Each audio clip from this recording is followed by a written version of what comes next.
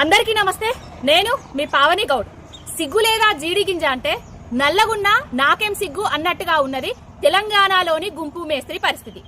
ఎస్ఎల్బీసీల ప్రమాదం జరిగి 8 రోజులు దాటిపోయింది. ఈ 8 రోజులల్లా గుంపు మేస్త్రి చేసిన ఘనకార్యాలు ఏమన్నా ఉన్నాయంటే చెప్తా. చాలా ఉన్నాయి.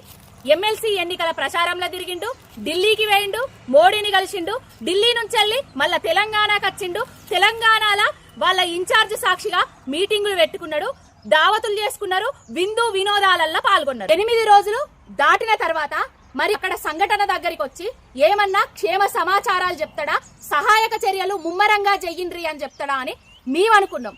ఇప్పుడు అక్కడికి పోయి ఏం చెప్తాండయ్యా అనంటే, హరీష్ రావు దుబాయ్కి వేయండు, హరీష్ రావు పాస్పోర్ట్ ఇవ్వాలి, హరీష్ రావు తగ్గిండు, హరీష్ రావు దుమ్మిండు, హరీష్ రావు వంగిండు, హరీష్ రావు లేచిండు, హరీష్ రావు ఉరుకుతాండు, విందు వినోదాలల్లో పాల్గొంటాండు అని ముచ్చట్లు చెప్తాండు. అయ్యా గుంపు మేస్త్రి, అధికారంలో ఉన్నది ఎవరు? సహాయక చర్యలు చేపట్టాల్సింది ఎవరు? ప్రభుత్వంలో ఉన్నది మీరా లేకపోతే మేమా?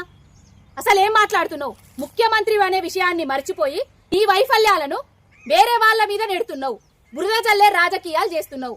ఇవి మానుకోవాలే. అసలు దుబాయ్కి వేయింది మీ కోమటిరెడ్డి కాదా? విందులు వినోదాలు విహారాల్లో పాల్గొని చేపల పులుసు తిన్నది మీ కోమటిరెడ్డి కాదా? ఇవన్నీ మర్చిపోయి హరీష్ రావు గారి మీద బురద జల్లే ప్రయత్నాలు చేస్తున్నావు. తెలంగాణ ప్రజలు చాలా విఘ్నులు. నువ్వు ఈ 14 నెలలల్లా అధికారంలోకి వచ్చి నువ్వు ఏమేం ఘనకార్యాలు చేస్తున్నావో, తెలంగాణ రాష్ట్రాన్ని ఏ విధంగా నిండా ముంచుతున్నావో ప్రతి ఒక్కరూ గమనిస్తూనే ఉన్నారు. ఈ బురద జల్లే వ్యవహారాలను మానుకొని ఇప్పటికైనా సహాయక చర్యలను ముమ్మరం చేసి ఆ కార్మికుల కుటుంబాలను ఆదుకునే ప్రయత్నాలు చెయ్యి.